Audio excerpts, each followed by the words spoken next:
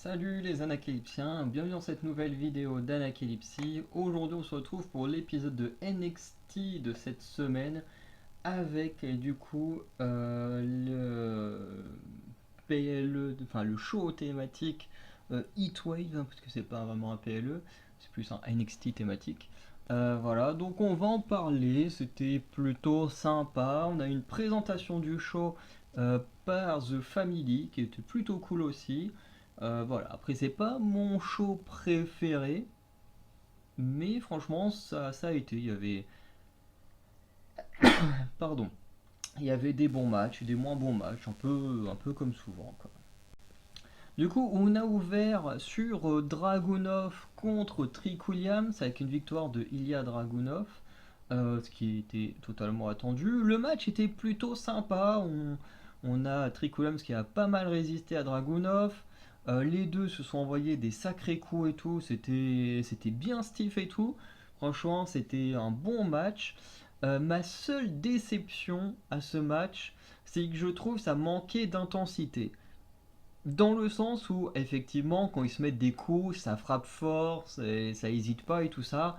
Ok, d'une certaine manière, on peut dire qu'il y a de l'intensité de cette manière-là. Mais là où je dis que ça manque d'intensité, c'est en termes de rivalité. Je veux dire, on est censé avoir un Dragunov qui est complètement vénère du fait de plus avoir de chance pour le titre à cause de Trick Williams. Et là, bah, il nous sort un match plutôt classique, dans le sens où on sent pas dans ce match, contrairement au promo, qu'il en veut réellement à Trick Williams. Quoi, t'as l'impression que c'est juste un match normal contre un autre catcheur. Et ça m'a un peu déçu parce que ouais, je m'attendais vraiment à un truc de dingue avec une baston de dingue et tout ça. Et au final, bah, c'était sympa, hein, c'était un bon match, mais il manquait cette partie d'histoire où quand ils se sont affrontés, quand Rick Williams avait provoqué Ilya Dragunov, là on sentait vraiment de la colère et une envie d'en démordre. Quand ils ont fait ce face-à-face il n'y a pas si longtemps que ça, pareil, on sentait vraiment une envie d'en démordre. Et là, ben, j'ai plus l'impression qu'on était dans un match normal et pas vraiment dans un match fin de rivalité avec de l'intensité et tout ça. Ça m'a un peu déçu. Le match en lui-même, il n'y a rien à dire, le match en lui-même était vraiment très bien. Ensuite, on a eu Ivy Nile contre Avarain. Donc, d'un côté, c'est un match assez oubliable, même si ça va mener à tout un petit fil rouge tout le long de l'épisode. Mais le match en soi il est assez oubliable. On peut pas en vouloir à Varane, hein. Encore une fois, Varane elle débute, elle a eu que un ou deux matchs depuis qu'elle débute. Elle est surtout en train de travailler son personnage euh, à l'écran plus que le catch, mais si je pense que le catch elle le travaille énormément en dehors histoire d'essayer de faire des bonnes perfs. Même si là, en soi, c'était pas choquant ce qu'elle a fait, c'était plutôt intéressant. Effectivement, on sent qu'elle n'a pas l'expérience d'Ivy Nile, par exemple, qui était son adversaire, ou encore plus des autres catcheuses un peu plus âgées. Mais je trouve qu'elle a quand même tenté des belles choses et tout ça, notamment au moment où elle envoie Ivy Nile dans les cordes pour ensuite partir en coup de pied retourné. J'ai trouvé ça plutôt cool. Bref, elle tente des choses, c'est plutôt sympa. Forcément, c'est pas parfait comme elle débute, mais franchement, c'est vraiment sympa. Du coup, Ivinal va quand même l'emporter grâce à sa prise de soumission, hein. Quasiment personne n'a réussi à s'en sortir de cette prise, hein, c'est très très rare. Et du coup, à la fin, certains membres du Schism vont tenter de l'agresser, sauf qu'elle va s'en débarrasser plutôt facilement. Et du coup, il y a deux hommes qui vont kidnapper, enfin, qui vont prendre Ivy Nile, et, enfin, Avarine plutôt, et partir avec. Un peu en mode où on fait un sauvetage. Et plus tard, on a Avarine qui va faire des promos avec ces deux hommes-là au niveau d'un arbre où du coup elle provoque Ivy Nile de la retrouver, machin et tout ça. Et du coup, quand Ivy Nile arrive, du coup, Avarine lui dit, elle dit au garçon, bah agressez-la, attaquez-la, et du coup, il s'avère que ce sont effectivement les Creed Brothers qui, au final, bah, le plan du Schism s'est retourné contre eux, puisque au final, au lieu que ce soit Ivy Nile qui se passe enlever, bah du coup, c'est Avarine, et du coup, les Creed Brothers force plus ou moins Dyad à un match Steel Cage. Et si Creed Brothers l'emporte, ils reviennent à NXT et s'ils perdent, bah, ils restent hors d'NXT. On en parlera dans la conclusion. de ce détail-là.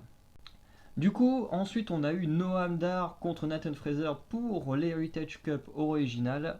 Alors, j'avoue que le match, je l'ai adoré, peut-être un de mes matchs préférés de la soirée, mais je vais avoir des coups de gueule. Je vais avoir quelques petits coups de gueule pour exactement le même sujet et vous allez vite comprendre. D'abord, on a le premier round. Premier round, il est excellent. Les deux hommes, ils matchent à la perfection. En plus, ça va vite. Moi, j'aime bien quand ça va vite. Alors, les matchs lents, ça me dérange pas plus que ça. Mais un match lent, j'aime bien quand il est pas trop long ou que le rythme s'accélère. Je prends l'exemple de Roman Reigns. Euh, j'ai toujours du mal avec ces premières parties de match. Quand les premières parties de match sont très longues et tout ça, et puis quand il commence à accélérer le match, et puis que là on est entre sur la dernière partie du match, là j'aime bien. C'est vrai que sinon les matchs de Roman Reigns, je les trouve un peu trop longs. Mais voilà, un exemple qui fait que j'aime quand même bien les matchs, parce que je note quand même super bien les matchs de Roman Reigns, malgré le fait que ce soit des matchs assez lents pour une bonne partie en soi. Que là, ça va vite, j'aime beaucoup, ça se contre, ça fait plein de choses, c'est génial. Round 2, le round 2 a été totalement éclipsé. Et encore, je dirais, ok, dans les... euh, dans ces matchs-là de la Coupe Héritage, ça arrive effectivement qu'il passe des parties de round ou des choses comme ça. Parce que en soi, il s'est rien passé d'important. Ils veulent sûrement gagner du temps sur le show, parce qu'il doit sûrement avoir un certain temps à produire par épisode. Et à la limite, ça me fait chier, parce qu'il y a quand même de la belle action. Mais en même temps, tu dis, bon, ok, ça me fait chier, mais on est quand même sur des choses peu importantes dans le sens où pas de points sont marqués. Là, on a quand même le round 2 qui est éclipsé entièrement alors que Noam Dar il remporte un point. Le mec il remporte un point, c'est totalement éclipsé, vraiment. Noam Dar il marque son premier point et on passe directement à Tyler Bate KO à l'extérieur du ring. Tu te dis mais qu'est-ce qui se passe? Parce que Tyler Bate était le gars au bord du ring pour Nathan Fraser. Et du coup là t'as le recap de Daba Keito qui a agressé Tyler Bate, on sait pas pourquoi, et qui du coup euh, bah, du coup a permis à Noam Dar de marquer son premier point grâce à une roll-up et tout ça. Bref, tout ça a été totalement éclipsé. On a juste eu une petite fenêtre de recap. Et ça m'a fait péter un câble parce que ça m'énerve. Au bout d'un moment, si tu sais que le match il va être long, bah, au bout d'un moment, on le programme pas. Ou programme-le en PLE comme tu as plus de temps. Mais le programme pas en weekly si t'as pas le temps et que du coup tu cut plein de moments. Et surtout là, cutter carrément un moment où quelqu'un marque un point. Je trouve ça complètement ridicule. Bref, round 3, pas de points de marqué non plus. Et encore en plus, le round 3, on l'a même pas eu dès le début, hein. Le round 3 était bien entamé quand on l'a eu. Du coup, pas de points de marqué, même si Noam Dar va faire le même coup que je sais plus contre qui, où il va envoyer son coup de coude sur son adversaire alors que la cloche avait sonné, mais il fait genre oui, non, mais il est en train de me taper, j'ai pas entendu la cloche, machin, forcément ça va passer. Round 4, du coup, on a Nathan Fraser qui va enfin marquer son point. Pareil, le round 4, je crois qu'il a été pas mal censuré aussi. Alors, je dis censuré, pas dans le sens où ils veulent pas qu'on voit, mais dans le sens où c'était raccourci, c'est le meilleur mot. Et on n'aura enfin, si, Noam Dar, enfin, pas Nathan Fraser qui va marquer son point, notamment en envoyant une belle souplex de la troisième corde suivie d'une prise très proche du crossroad du coup pour marquer son premier point. Round 5, le round 5 je crois qu'il a été cuté une bonne partie ou du moins on l'a eu entier mais en tout cas personne n'a marqué de point. Et round 6 je crois qu'il a été un peu cuté. Entre round 5 et 6 il y en a un des deux qui a été pas mal charcuté. Et au final, on a Noam Dar qui va l'emporter grâce à une esquive du Phoenix Splash. Et ensuite, il envoie un running kick pour la victoire. Alors, on a Oromensa qui a voulu intervenir, mais qui s'est fait repousser par Nathan Fraser. Voilà, donc Noam Dar remporte à nouveau la coupe. Et il remporte la coupe pour la troisième fois de sa carrière en comptant NXT UK. Du coup, match que j'ai trouvé excellent. hormis le fait que bah, des parties sont cutées, ça m'a beaucoup saoulé, mais le match en lui-même était très cool, donc ça rattrape un peu l'énervement. Ensuite, on a Tiffany Stratton qui va venir faire une promo pour se mettre en avant en disant qu'elle est mieux que les autres championnes, enfin le truc de heel habituel. Mais là, elle va carrément dire que son règne est meilleur que celui d'Asuka, que celui de Becky Lynch, to belt, et même meilleur que Charlotte Flair. Voilà, et du coup, on a Gigi Dolins qui va d'abord venir pour la confronter, et ensuite on a Kiana James, et ensuite on a Blair Davenport, et puis Roxanne Perez qui aura un petit fanny, on va partir en baston général. Bon, on aura des bonnes punchlines qui vont être envoyées, notamment entre Gigi Dolins, Kiana James, ou encore Roxanne Perez, Blair Davenport, hein, les anciennes rivalités, on les ressent à travers les punchlines, mais alors, j'ai trouvé le passage, le segment à la fois cool et saoulant. Dans le sens où, voilà, je m'attendais à ce que quelqu'un vienne enfin lancer une nouvelle course au titre enfin, contre Tiffany Stratton, parce que ça fait un moment qu'elle a plus de challenge depuis Great American Bash, et voilà, il serait peut-être temps. Mais que là, que chacune vienne une par une, et machin, chacun son tour. Je sais plus contre qui il y avait eu ça aussi. Je me demande si c'était pas quand Indy Hartwell a gagné le titre ou Roxanne Perez, où du coup, bah pareil, t'avais plein de filles qui s'étaient ramenées en mode une par une pour essayer de se mettre en avant et tout. Et du coup, il y avait eu un match avec tout le monde, et puis celle qui gagnait, du coup, avait le match pour devenir la challengeuse ou je sais pas quoi. Et là, ça a été exactement la même chose. C'est un peu dommage parce qu'il recycle un segment bah, qui a eu lieu il n'y a pas si longtemps que ça, hein. C'était en début d'année ou fin d'année dernière, hein. C'est extrêmement récent. C'est pas comme si ça datait d'il y a 10 ans, quoi. C'est il y a à peine quelques mois et je l'ai encore en tête. Je sais plus si c'était pour devenir challengeuse ou quoi que ce soit, mais je me souviens de cette promo où tu avais plein de filles, chacune dans le public et tout, là, qui se lançait sa promo. Enfin bref, c'était un peu dommage de reprendre un peu la même chose, même si en soi c'était plutôt sympa. On a même Tiffany qui va reparler de Becky Lynch avec Mackenzie. Puis ensuite on verra un tweet de Becky Lynch qui va mettre oui, je n'ai pas été championne de NXT, et à la fin mais le yet qui veut dire plus ou moins encore, je n'ai pas encore été la championne de NXT. Ça me fait très peur. Ça me fait très peur parce que déjà, Becky Lynch n'a pas fini sa rivalité contre Trish Stratus. Ou peut-être qu'elle a terminé récemment, mais en tout cas, de mémoire, elle l'a pas terminé. Et de deux, si c'est pour que Becky Lynch gagne la ceinture comme Charlotte Flair l'avait fait, juste pour rajouter un titre à son palmarès, c'est pas la peine. Laissez Tiffany Stratton championne ou faites gagner une des quatre femmes, celle qui deviendra challengeuse. Mais surtout, que Tiffany ne perde pas le titre des mains de Becky Lynch parce que ça va me faire péter un câble parce que je déteste quand on fait ça. Bref. En tout cas, pour l'instant, le segment était plutôt sympa. Par la suite, on a eu un match également très sympa, Dominic Mysterio et Rhea Ripley contre Lyra Valkyria et Dragon Lee. Forcément, c'était très bon, hein. Dragon Lee, Dominic Mysterio, on a déjà vu que ça mixait très bien, et là, ça a très bien marché également. Lyra Valkyria contre Rhea Ripley, ça avait très bien matché en 1 contre 1, et ben là, à nouveau, en équipe, ça a très bien matché, enfin, en équipe l'une contre l'autre, hein. Mais franchement, le match était vraiment très bon. Et c'était difficile de se douter de qui allait gagner. Bien sûr, on se dit c'est forcément Rhea Ripley qui va l'emporter.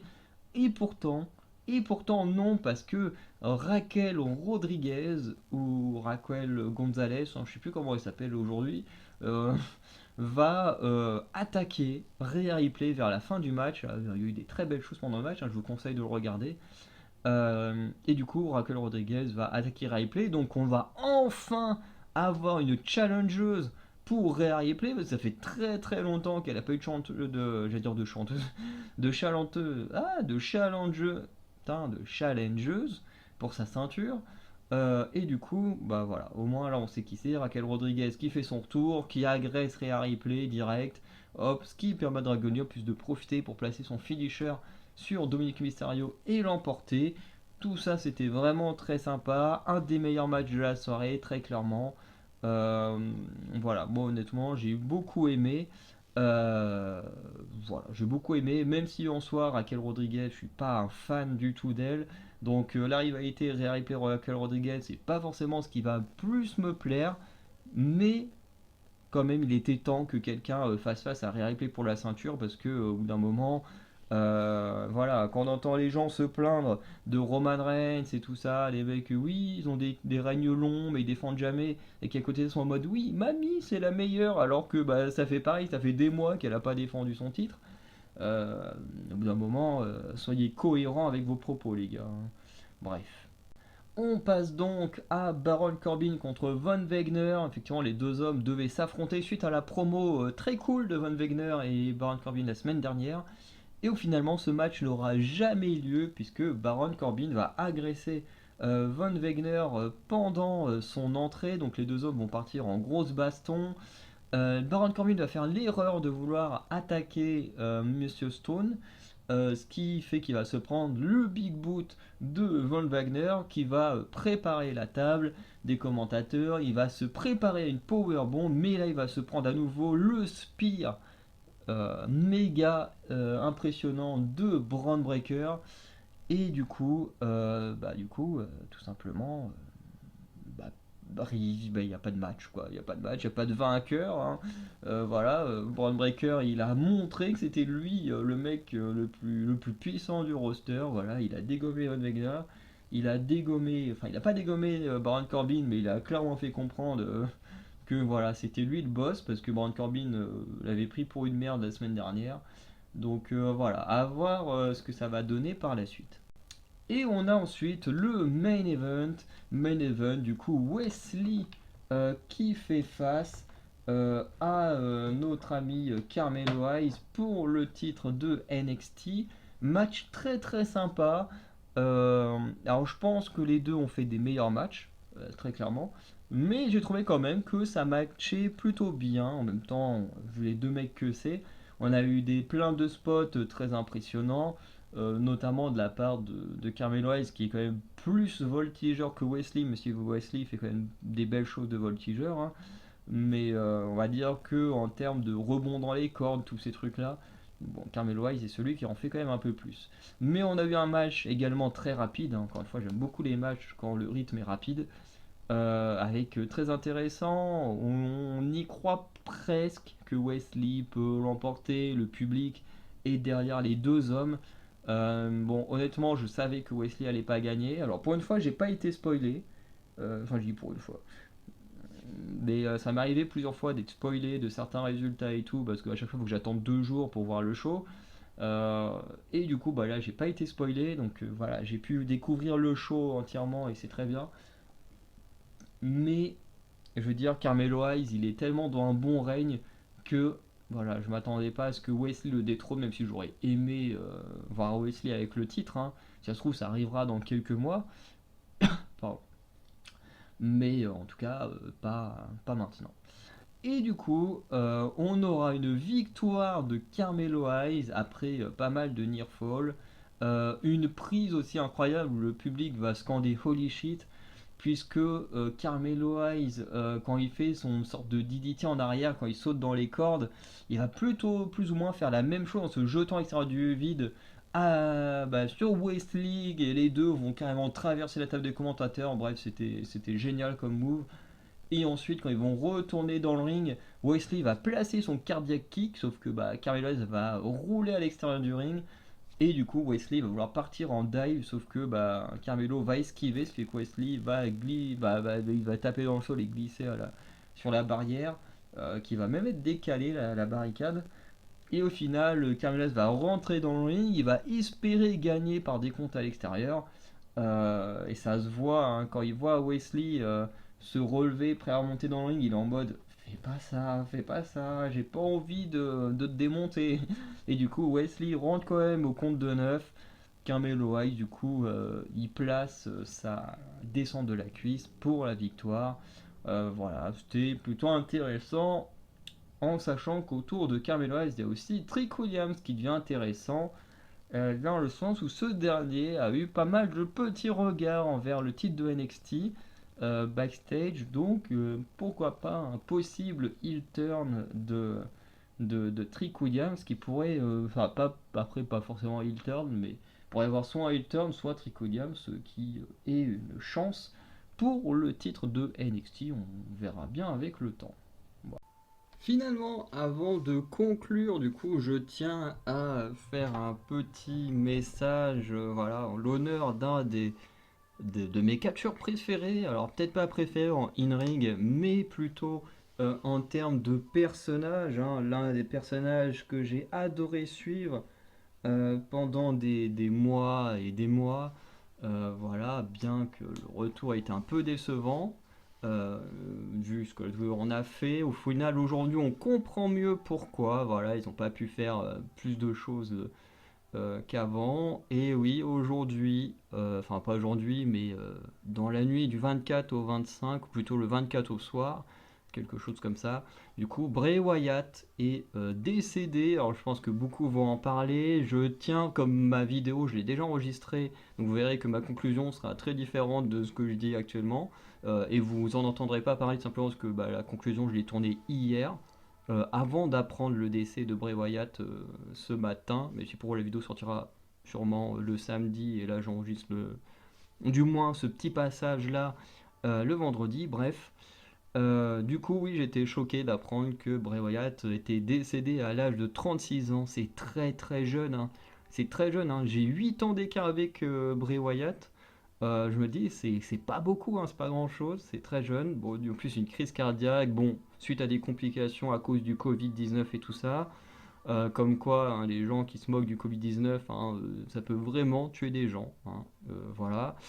Et j'espère aussi que cet événement tragique donnera de la honte aux gens qui se moquaient de Bray Wyatt, parce que oui, pendant que Bray Wyatt était absent, beaucoup de gens sur les réseaux sociaux se moquaient de lui, se moquaient du fait qu'encore une fois il était absent à cause de ses problèmes de santé et tout ça. Beaucoup de gens se moquaient de lui sans savoir bah, ce qu'il avait et tout. Moi, je trouve ça complètement déplorable ce genre de comportement. Surtout quand on voit que ben, ces problèmes étaient réellement très très graves et que bah, aujourd'hui il en est mort de ces complications. Donc voilà, j'espère que ces gens-là auront honte de leur comportement parce que voilà, tu peux pas te moquer de quelqu'un qui a des problèmes de santé et même tu peux te moquer de personne, hein, ça se fait pas. Mais encore plus quand on voit où ça a mené ce cher Bray Wyatt. Euh, voilà, du coup, je voulais surtout dédier bah, du coup, cette vidéo à Bray Wyatt en son honneur parce que c'est un homme que je respecte énormément. Comme j'ai dit au début de ce petit passage, effectivement, en termes de in-ring, c'était pas spécialement mon catcheur préféré. Voilà. Mais en même temps, Bray Wyatt n'a jamais été là pour le in-ring. Il était là parce que ses personnages étaient vraiment trop cool. Que c'était un homme incroyable. En termes de créativité, je l'ai toujours trouvé trop cool. Et honnêtement, il m'a beaucoup inspiré. Voilà, moi qui adore écrire des histoires et tout, avec son côté très creepy et tout, il m'a beaucoup inspiré. Et voilà, je suis super triste bah, voilà, d'apprendre qu'il est décédé parce que ben, on n'aura jamais de nouveautés, de nouvelles créations de sa part. On n'apprendra jamais que sa santé s'est améliorée parce que bah, malheureusement ça a fait le contraire. Donc voilà, je suis très très très triste. J'aurais tellement aimé qu'on nous annonce son retour plutôt que ça, mais voilà, c'est, entre guillemets, c'est la vie, c'est comme ça, on est obligé de faire avec. Aujourd'hui, voilà. Je sais pas quoi dire, je suis tellement, comment dire, mon moral est tellement brisé du fait de savoir que c'est arrivé. Et voilà, j'ai juste envie de lui faire honneur en le remerciant pour ses personnages qu'il nous a créés, surtout le Fiend. parce que, alors pas que j'ai détesté sa préparation de Bray Wyatt avec la Wyatt Family, c'est juste que moi je l'ai pas connu. Voilà, moi j'ai connu Bray Wyatt avec le Finn, et j'ai toujours connu avec le Finn, à part son dernier run où le Finn avait été enlevé et qu'il y avait. Mince, comment il s'appelle? En plus, je l'ai dans le jeu de 2K, mais voilà, avec l'autre personnage masqué et tout, bref, où il y avait la rivalité avec LA Knight et tout. Voilà, c'est les deux runs que j'ai connus, The Finn et ce dernier personnage. Et, euh, et voilà, j'avais adoré tout le truc du QR code et tout. Enfin bref, il reprend les trucs d'ARG et tout. En plus, un ARG qui n'avait pas été terminé, repartir dessus pour le tour de. Enfin, c'était juste un truc trop cool. Moi qui adore regarder des vidéos sur les ARG. Euh, Bref, voilà, c'est quelqu'un de très très inspirant. Je pense que vu ce qu'il a apporté au catch, et je l'espère qu'il rejoindra le Hall of Fame du coup post-mortem, peut-être au WrestleMania 2024 ou 2025, mais j'espère que ce sera fait en son honneur parce qu'il le mérite vraiment. Il le mérite vraiment. Euh, et, et voilà, en tout cas, pour ça, moi, je le remercie d'avoir créé des personnages, des choses qui m'ont beaucoup inspiré. Et, euh, et voilà, je vais bientôt me remater des matchs ou des choses en lien avec Bray Wyatt. Euh, voilà, parce que la semaine prochaine, voilà, je vous l'annonce, il n'y aura pas d'épisode de NXT. Voilà, je ne ferai pas de vidéo sur NXT la semaine prochaine. Je vous ferai une vidéo plutôt dédiée à Bray Wyatt. Je vais essayer de m'intéresser un petit peu à des événements que moi je n'ai pas connus et tout ça, dans lesquels il a apparu. Je vais essayer de faire des petites recherches, des petites choses qui peuvent être intéressantes à regarder. Et je vous ferai une petite vidéo de mes moments préférés avec Bray Wyatt. Voilà, en ce qui concerne soit des matchs, soit des promos, enfin des segments et tout. Euh, voilà, je m'attacherai à faire ça pour la semaine prochaine. Donc je vais juste me concentrer là-dessus pour la chaîne Wrestling. Donc ça veut dire qu'à côté de ça, bah voilà, je regarderai quand même l'épisode de NXT. Hein. Peut-être que je vous ferai un petit bilan rapidement en disant voilà, j'en ai pensé ça, ça, ça. Mais globalement, la semaine prochaine, la vidéo sera consacrée exclusivement à Bray Wyatt. Même si dans le week-end, il y aura, non pas le week-end, le lundi suivant, il y aura une vidéo sur Payback, parce que je crois que c'est le week-end prochain qui a Payback. Donc ça, par contre, je le regarderai, je ferai une vidéo dessus. Mais il y aura peut-être pas de pronostics. Pas... NXT, c'est sûr qu'il n'y aura pas des pronostics. Je pense pas que j'en ferai. Je me concentrerai uniquement sur une vidéo dédiée entièrement à Bray Wyatt pour faire honneur à ce qu'il nous a apporté à nous en tant que fans de catch. Voilà. Donc je tenais absolument à faire ce message, c'est très important pour moi.